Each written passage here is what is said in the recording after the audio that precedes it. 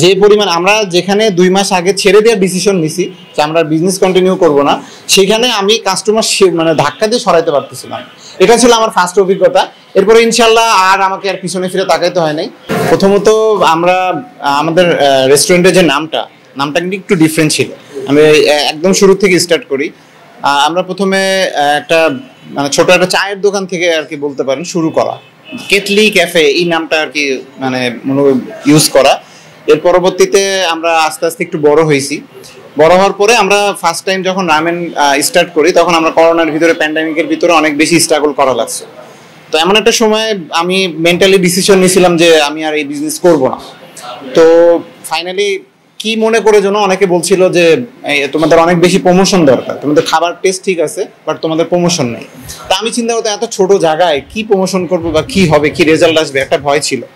পরবর্তীতে আপুর সাথে যোগাযোগ করলাম। ফুড আপির সাথে প্রথমে আমি ফোন দিলাম ফুড আপিকে, বললো যে আমি আপনাদের খাবার দেখবো তারপরে জানাচ্ছি। পরে উনি দেখে বললো যে একটু ইউনিক আইটেম, আমি তো ট্রাই করি নাই, আচ্ছা দেখে আসবো। তো পরে উনি আসলো, আসার পরে আমার মানে ওই সময় বর্তমান যে ওই সময় যে অবস্থা ছিল আমি খুলেই বলছি যে আমি এখন যদি খুব বেশি রেসপন্স না পাই আমি ছেড়ে দিব। তো আপু পরবর্তীতে আমি খাবার সার্ভ করলাম, মানে খাওয়া দাওয়া করলো। খাওয়া দাওয়া করে যাওয়ার সময় আমাকে একটা কথা জাস্ট বলে গেছে, বলছে যে ভাই আমি তো অনেক ধরনের রেস্টুরেন্টে মানে খাবার খাই, আপনি যদি এই খাবার দিয়ে বিজনেস করতে না পারেন আপনার মতো কপাল পোড়া কেউ নাই। জাস্ট এই কথাটা বলে উনি চলে গেছে। এর পরবর্তীতে বাকিটা মনে করেন যে ইতিহাসের মতো।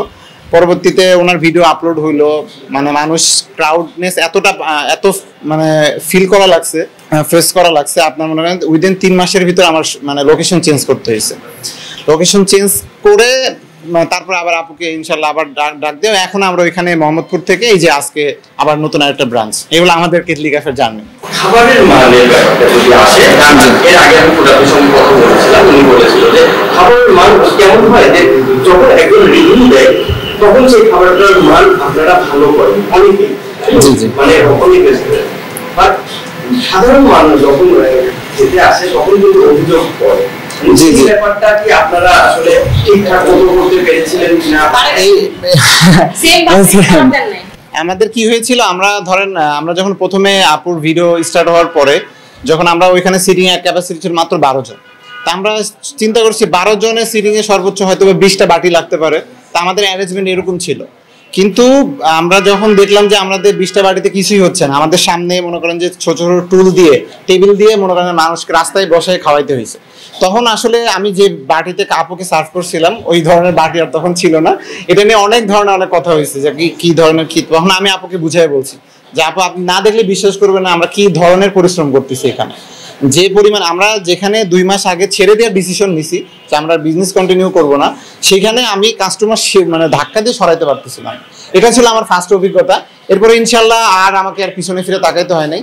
আর আপুর একটা সাজেশন ছিল যে আমাকে যারা ভিডিও দেখছে নর্মালি, যারা মানে আমার ভিডিও দেখে যারা আসবে আমাদের কোয়ান্টিটিটাও যেন এরকম সেম থাকে, কোনো ধরনের কোনো মানে এরকম যেন কমপ্লেন না আসে। তা আমি ওই কথাটাই মাথায় নিয়েছিলাম। এখন পর্যন্ত ইনশাল্লাহ কেউ বলতে পারবে না আমাদের রেস্টুরেন্টের কাস্টমার যে কোয়ান্টিটি নিয়ে আপনাদের কোনো কম্প্রোমাইজ আছে। স্পেশালি আমরা মানে স্পেশাল ভাবে তো আমরা সবকিছু সার্ভ করার চেষ্টা করি, মানে কোয়ান্টিটি নিয়ে অনেক ধরনের কমপ্লেন থাকে যে এটা আপনার আমার অধিকাংশ কাস্টমার বলে ভাই আর নিতে পারতেছি না, পার্সেল করে দেন। এটা হলো আমাদের এক্সপেরিয়েন্স। জি, রেস্টুরেন্টে একটা স্পেশাল খাবার থাকে, মানে সেই স্পেশালি মানে খাবার আপনাদের রেস্টুরেন্টে। আচ্ছা, আমরা মূলত ধরেন আমাদের অনেক ভ্যারাইটি রকম আইটেম আছে। এর ভিতর থেকে customer most of the customer like করে আপনার ramen, chicken ramen plus beef ramen. এখন নতুন একটা আইটেম আমরা লঞ্চ করছি সি ফুড রামেন। এই 3টা রামেন আমাদের হিউজ পরিমাণ কাস্টমার আছে।